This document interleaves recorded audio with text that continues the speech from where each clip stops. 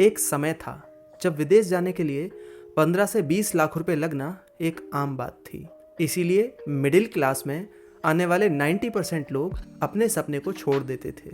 लेकिन जैसे जैसे समय बदलता है वैसे वैसे चीज़ें भी बदलती हैं। आज के समय में विदेश जाना और वहाँ जाकर के काम करना कोई बहुत बड़ा काम नहीं रहा है। अगर आपको सही रास्ते के बारे में पता हो तो कुछ ऐसे भी रास्ते हैं जिनके द्वारा आप केवल 2 से 2.5 लाख रुपए में विदेश जाकर रह सकते हैं और वहाँ जाकर के काम करके पैसा भी कमा सकते हैं। तो आज हम कुछ ऐसे ही रास्तों के बारे में बात करने वाले हैं। आज हम बात करेंगे जर्मनी के बारे में। जर्मनी में एक प्रोग्राम होता है जिसे हम आउसबिल्डिंग बोलते हैं, जिसमें बहुत सारे फील्ड्स होते हैं like IT, banking, driving, nursing, mechatronics and etcetera, जो कि पेड होते हैं। इसमें हमें मंथली स्टाइपेंड भी मिलता है। आउसबिल्डिंग के बारे में मैंने ऑलरेडी वीडियोस बनाए हुए हैं, आप चेक कर सकते हैं। अगर आपको नहीं पता है आउसबिल्डिंग क्या होता है तो मैंने डिस्क्रिप्शन में वीडियोस के लिंक दे रखे हैं, आप वहां जाकर के भी चेक कर सकते हैं और देख सकते हैं। तो आज इस वीडियो में हम बात करेंगे एग्रीकल्चर आउसबिल्डिंग के बारे में और इसे हम चैप्टर वाइज 5 पॉइंट्स में कवर करेंगे, जिसमें पहला पॉइंट होगा what is agriculture ausbildung. Second, what to do in agriculture ausbildung in Germany. Third, future क्या है इसके अंदर। फोर्थ, रिक्वायरमेंट्स क्या क्या हैं। 5, हाउ टू अप्लाई इन आउसबिल्डिंग और एग्रीकल्चर आउसबिल्डिंग इन जर्मनी। तो चलिए हम बात करते हैं पहले पॉइंट की, what is agriculture ausbildung in Germany. हम बात करते हैं आउसबिल्डिंग के बारे में। दोस्तों, आउसबिल्डिंग एक ट्रेनिंग प्रोग्राम है जो कि पेड होता है। इसे जब आप करते हैं तो इसमें आपको थ्योरिकल और प्रैक्टिकल दोनों तरीके से काम सिखाया जाता है। यानी आपको वहाँ पर काम भी करना होगा और पढ़ना भी होगा, जो कि बहुत ज़्यादा अच्छा भी है। और उसके साथ में आपको मंथली स्टाइपेंड भी मिलता है जो कि लगभग 1000 यूरो तक होता है। अगर आपको ये नहीं पता है कि आउसबिल्डिंग क्या होता है तो मैंने आई बटन में लिंक दे रखा है वीडियो का, आप जाकर के चेक कर सकते हैं व्हाट इज आउसबिल्डिंग इन जर्मनी। तो चलिए बात करते हैं एग्रीकल्चर आउसबिल्डिंग की। दोस्तों, ये 3 साल का प्रोग्राम होता है। इसमें आपको एग्री आउसबिल्डिंग में ही नहीं, इसके अलावा भी बहुत सारी चीज़ों के बारे में सिखाया जाता है, लाइक खेती कब करनी है, कैसे करनी है। इसमें कैटल फार्मिंग भी सिखाया जाता है, यानी कि वहाँ पर केवल आप एग्रीकल्चर की चीज़ें ही नहीं सीखते हैं, उसके अलावा भी बहुत सारी चीज़ें सीखते हैं। आपको एग्रीकल्चर के बारे में सिखाया जाता है, कब कैसे क्या करना है। इसके अलावा कैटल फार्मिंग के बारे में भी सिखाया जाता है, लाइक जहाँ वहाँ पर एनिमल्स भी होते हैं। ऑब्वियसली अगर कोई इंसान खेती कर रहा है तो एनिमल्स भी होंगे उसके पास, तो उनके बारे में भी आपको चीज़ें सिखाई जाती हैं, कब उनको खाना खिलाना है, कैसे उनकी केयर करनी है। ये सारी चीज़ें भी इसमें कवर्ड होती हैं। और इसके अलावा जो भी वहाँ पे चीज़ें प्रोडक्शन होते हैं वहाँ पे उनका क्या करना है उसके बारे में भी चीज़ें सिखाई जाती हैं। तो चलिए अब हम बात करते हैं what to do in agriculture ausbildung. शुरुआत में जब आप वहाँ पर जाते हैं और आउसबिल्डिंग अपना शुरू करते हैं तो शुरुआत के 6 मंथ आपको कैटल फार्मिंग सिखाया जाता है।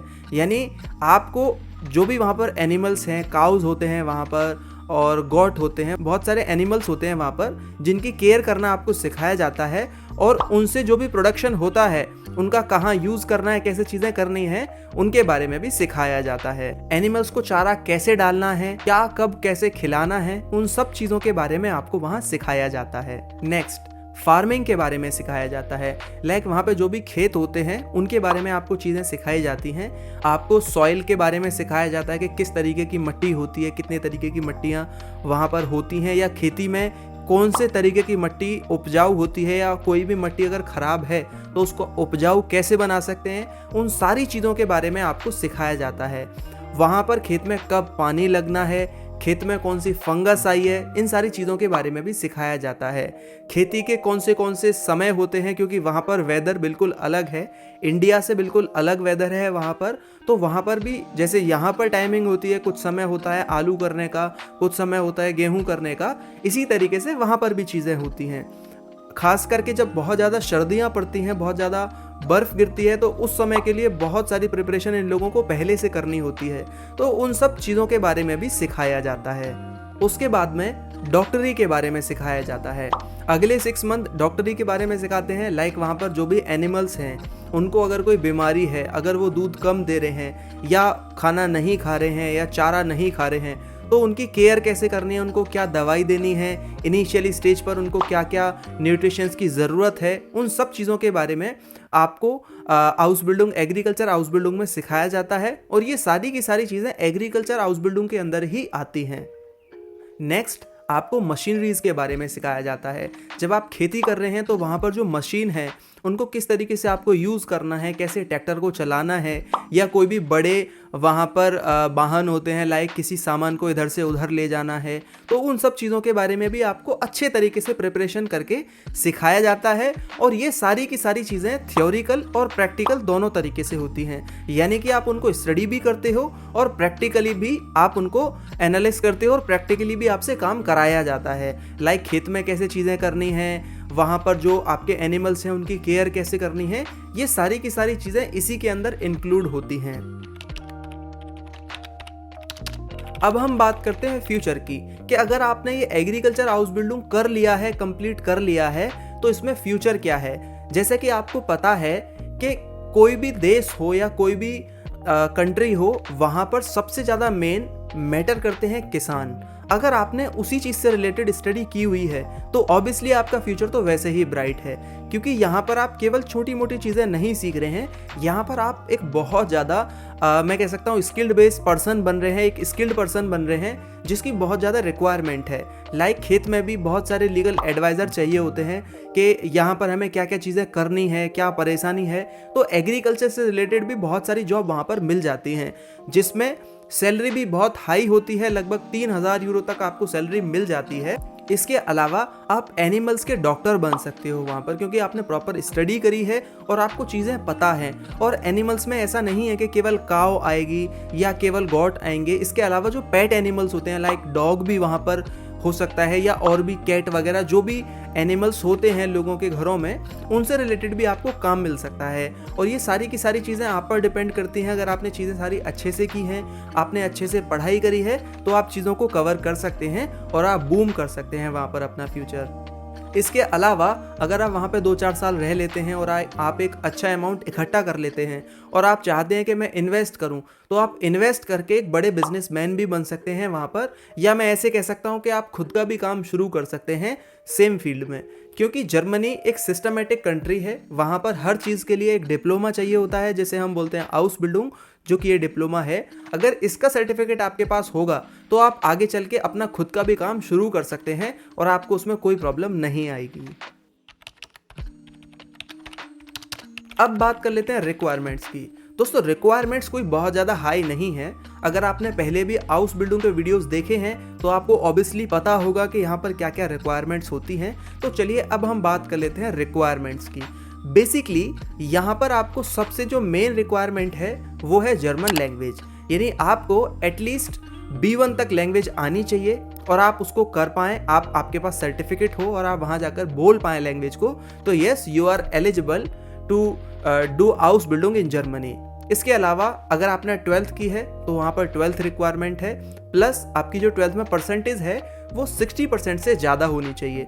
यानी कि आप ऐसा ना हो कि आपकी परसेंटेज 60 से कम है, तो उस केसेस में भी जाता है, उन केसेस में भी जाता है, मगर चैलेंजेस आते हैं। क्योंकि वही बात है कि अगर हमारे पास एक 2 स्टूडेंट्स आ रहे हैं जिनकी एक की 90% है और एक की केवल 50% है, तो मैं पर्सनली भी उसी स्टूडेंट को लेना पसंद करूंगा जो पढ़ने में भी होशियार रहा है।